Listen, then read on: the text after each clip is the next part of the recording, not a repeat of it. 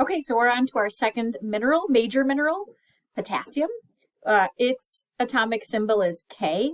And again, potassium is going to dissociate in water and become a positively charged cation, just like sodium. And so it'll be K positive. So it is a cation that is mainly going to be found intracellularly. Okay. And if you think about the sodium potassium pump that we talked about in the first part of the chapter when we were talking about water, the sodium potassium pump is going to be involved in, again, electrolyte and fluid balance. It's going to pump 3 sodiums out and 2 potassiums in. And so again, it's going to be pumping potassium in. So as you take it in your diet, it's going to bring it into your cells. And that is going to, again, allow for water balance to be achieved. Okay. Sources of potassium, again, rich in our diet, found in fruits, vegetables, milk, beans, and whole grains. There is no RDA set. The AI for adult women is 2,600 milligrams per day. The AI for adult men is a little bit higher at 3,400 milligrams per day. And again, daily value is set at 4,700 milligrams per day. So that's what you're going to, on food labels, that's what those percentages are based on. About 90% of the potassium that we consume is absorbed. It's absorbed, again, all along the intestinal tract in both the small and large intestine. Again, it's found mostly intracellularly. If excess is taken in and is excreted in urine. Okay, functions, many of the same as sodium. Again, most importantly, it's involved in maintaining fluid balance, keeping our cells at the appropriate size, so that they don't swell up and burst or shrivel up and die. And again, important in muscle contractions and the transmission of nervous impulses. So again, very similar to sodium. High potassium intake helps to maintain lower blood pressure. Okay, potassium deficiency. So if you don't have enough potassium, first off, this is rare because potassium is pretty easy to get in our diet at the levels that we need. If individuals do not take in enough potassium, this is called hypokalemia. So again, hypo meaning low, so hypokalemia. Symptoms here are going to be weakness, fatigue, constipation, and irregular heartbeat, which is known as an arrhythmia. How do individuals get potassium deficiency? So again, they might not get enough in their diet, which usually isn't a problem. There are diuretics that are used, so medications that are used to treat hypertension that can deplete potassium because it increases excretion in urine. So that's a potential.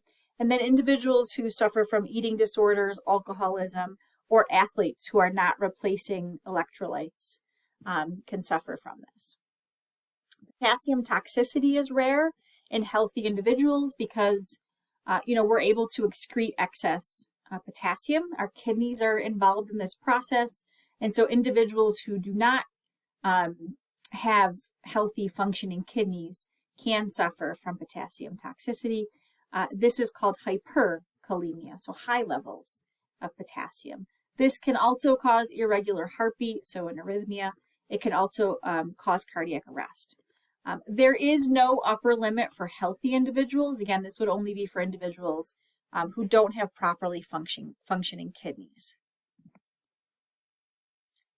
Okay, now we'll go ahead and we'll do chloride as well. And so again, sodium chloride, the other ion here is the chloride ion. So when sodium chloride dissociates, we end up with a positively charged cation that we call sodium, and then a negatively charged chloride ion, which is an anion. Okay, so chloride is Cl negative. It's an anion that is typically found mainly in extracellular fluid. Again, it plays a significant role in maintaining fluid volume and fluid balance, just like sodium and potassium. It's also involved in the transmission of nerve impulses. So again, many similarities there. It is also a component of hydrochloric acid. So if you think back to the chapters that we talked about digestion in the stomach, specifically of proteins, hydrochloric acid is produced in the stomach. And so in the name, hydrochloric, so it's made up of hydrogen cations and chloride anions. And so chloride is a component of that. So it's required to produce this really important acid produced in the stomach. It's also used during immune responses. And so hydrochloric acid in the stomach kills bacteria and microbes, but also hypochlorous acid produced by immune cells. And there's also chloride ions found in immune cells that, again, are involved in killing pathogens. Okay, so important there. And it helps to maintain acid-base balance in the body. Foods that are rich in chloride include, again, we've already talked about this, common table salt, so sodium chloride, and all of the same foods that we listed before for sodium that have salt in them, they're also going to have chloride. It's also found in seaweed, olives, rye, and a few fruits and vegetables. There is no RDA, just an AI, so adequate intake is the same as sodium, 2,300 milligrams per day. Excess, it's absorbed in the small intestine and the large intestine, so absorbed across, throughout the intestinal tract, and then excess is going to be excreted. Deficiency of chloride is rare. Again, most of us get enough chlorides in our diet, and the upper limit for this is 3,600 milligrams per day. Okay. Oh, I think I misspoke. The AI is higher than what it is for sodium. This would be the upper limit for sodium. Okay.